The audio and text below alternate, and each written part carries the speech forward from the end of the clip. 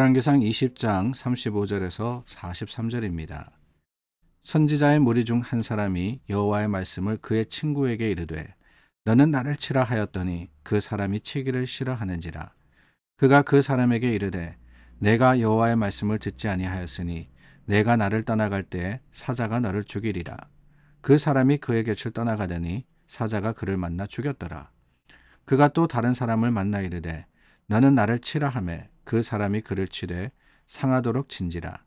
선지자가 가서 수건으로 자기의 눈을 가리어 변장하고 길가에서 왕을 기다리다가 왕이 지나갈 때 그가 소리질러 왕을 불러 이르되 종이 전장 가운데에 나아갔더니 한 사람이 돌이켜 어떤 사람을 끌고 내게로 와서 말하기를 이 사람을 지키라. 만일 그를 잃어버리면 내 생명으로 그의 생명을 대신하거나 그렇지 아니하면 내가 은 1달란트를 내어야 하리라 하였거늘 종이 이리저리 이를 볼 동안에 그가 없어졌나이다.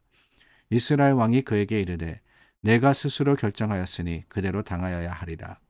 그가 급히 자기의 눈을 가린 수건을 벗으니 이스라엘 왕이 그는 선지자 중에 한 사람인 줄을 알아본지라.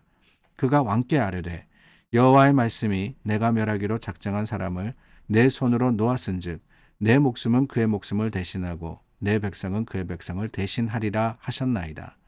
이스라엘 왕이 근심하고 답답하여 그의 왕궁으로 돌아가려고 사마리아에 이르니라. 오늘 본문에는 좀 당혹스러운 이야기가 나옵니다. 하나님께서 아람과 평화 조약을 맺은 그 아합에게 분노하십니다.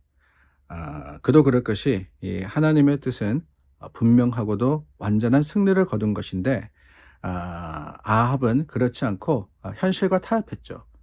그래서 베나닥과 평화 조약을 맺고 그를 놓아줍니다. 그게 하나님의 뜻과 또 하나님의 바람이 아니었음에도 불구하고 말입니다. 그래서 하나님이 아합에게 경고를 주시는데 당혹스러운 것은 뭐냐? 선지자를 보내서 아합을 하나님이 경계하시는데 그 선지자가 어떤 방법으로 이 일을 했느냐 하는 게 좀 걸립니다. 어떤 일이냐? 선지자 중 한 사람이 여호와의 말씀으로 그 친구에게 이야기합니다. 너는 나를 때려라. 그런데 이 친구가 아니 엉뚱하지 않습니까? 전혀 원하는 것도 아니고 왜 그래야 되는지도 모르는 상황에서 내가 그렇지 않을 거다. 못한다. 라고 했습니다. 그러자 하나님의 말씀을 네가 듣지 않으니까 네가 나가는 길에 사자에게, 라이언입니다. 사자에게 물려서 죽으리라 이렇게 얘기합니다. 그리고 실제로 그 일이 벌어졌어요. 그리고 또 다른 친구에게 나를 때리라 했을 때 그 친구가 때립니다. 그리고는 그 맞은 형편없는 몰골로 아합에게 나가서 하나님의 말씀을 전하더라 라고 하는 것이 오늘 본문의 내용이에요. 엉뚱하기 그지 없습니다. 아니 하나님의 말씀을 그대로 가서 전하면 안 되나? 왜 굳이 이렇게 해야 되느냐? 물론 우리는 다윗에게 그의 죄를 일깨워준 나단 선지자에 대해서 잘 알고 있기 때문에 하나님의 말씀과 하나님의 선포는 때로는 분명하고 확실하게 깨닫게 하기 위해서 비유로서도 또한 참 여러 가지 모습으로 방법으로 주어진다라는 것을 알고는 있습니다. 근데 왜 굳이 맞아가지고 형편없는 몰골이 되어야 되느냐? 아니 그렇게 하지 않은 이 다른 친구, 그 한 친구가 왜 죽어야 하느냐? 상식에 맞지 않다 보니까 의아하더라라고 하는 거예요. 도무지 말씀이 이해가 되지 않습니다. 당혹스럽습니다. 이게 도대체 뭔가라는 생각도 듭니다. 아니 이 부분만이 아니라 성경을 읽다 보면 그런 부분들이 종종 나옵니다. 그럴 때 우리가 어떻게 해야 되느냐? 다른 게 아니죠.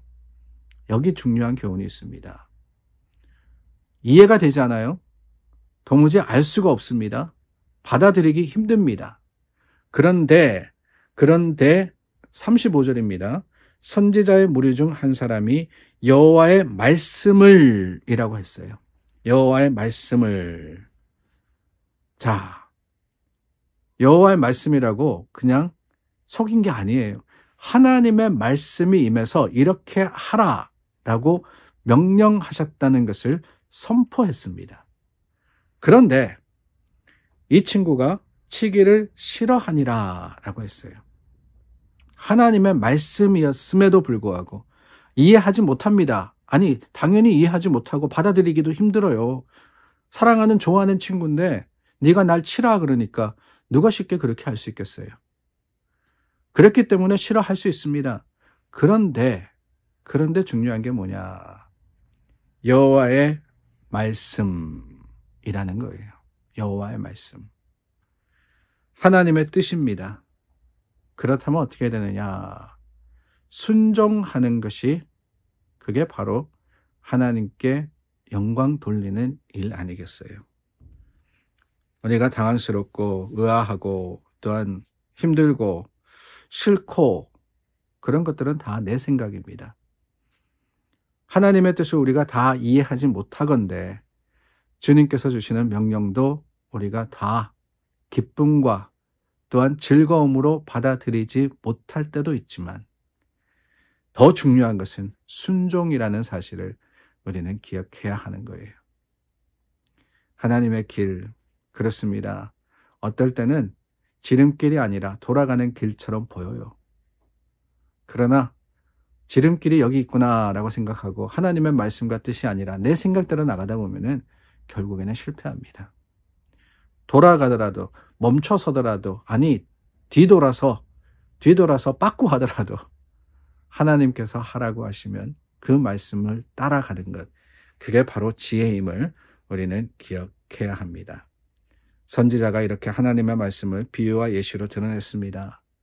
그런데 여러분, 그 말씀, 그 선포에 대한 반응이 무엇이었습니까? 43절 말씀을 보니까 이스라엘 왕이 근심하고 답답하여 그의 왕궁으로 돌아가려고 사마리아에 갔다 그랬습니다. 근심하고 답답하여. 정말 답답합니다. 왜 그랬습니까? 하나님의 말씀이 선지자를 통해서 주어졌으면 어떻게 해야 돼요? 어떻게 해야 됩니까? 그 뜻을 헤아려서 하나님 앞에 나아가야죠. 하나님께 무릎 꿇어야죠. 주님 앞에 간구해야 합니다. 그런데 그렇지 않고 그냥 돌아갔다라는 게 얼마나 답답한지 모르겠습니다. 근심하여 돌아갔다. 우리가 잘 알고 있죠. 한 청년이 예수님께 나왔습니다. 내가 어떻게 해야 영생을 얻으리까 물었습니다. 율법을 따르라, 말씀을 지키라, 다 했습니다. 그럼 한 가지를 더 해야 되는데 뭐냐? 네 재산을 팔아서 가난한 자에게 주고 그리고 나를 따르라 라고 하셨어요. 그럴 때 그 청년이 부자였기 때문에 근심하여서 돌아갔다라고 했습니다. 그러고 난 다음에 어떻게 됐는지는 모르겠어요. 성경에 기록하지 않으니까. 근데 아마 근심하고 돌아가서 그냥 끙끙 앓고 말았을 것 같습니다. 아니, 말씀대로만 했더라면은 영생을 얻었을 텐데 그렇게 가까이 왔음에도 불구하고, 아니 영생이신 예수님을 만났음에도 불구하고 결국엔 어떻게 하느냐? 마지막 그 허르를 넘지 못한 거예요. 하나님 말씀, 그 말씀에 근심하고 답답해하는 게 아니라 순종하는 것. 그렇죠? 선지자도 그 말씀에 순종해야 했듯이 그 말씀을 들은 자도 하나님의 말씀에 순종했더라면 결과가 다르지 않았을까 안타까운 마음을 금할 수가 없습니다. 저와 여러분들도 말씀에 순종하기를 결단하는 오늘 하루가 될 수 있기를 간절히 바랍니다. 기도하겠습니다. 참 좋으신 하나님, 하나님 말씀을 따름이 형통임을 기억하고 그것이 주님의 뜻이기에 오늘도 여러 우리 마음이 어렵고 힘든 것을 뛰어넘는 하나님을 향한 아름다운 고백과 드림으로써 하루를 시작하게 하여 주시옵소서. 예수님 이름으로 기도드립니다. 아멘. 우리 함께 기도하여서 주님 앞에 나아가겠습니다.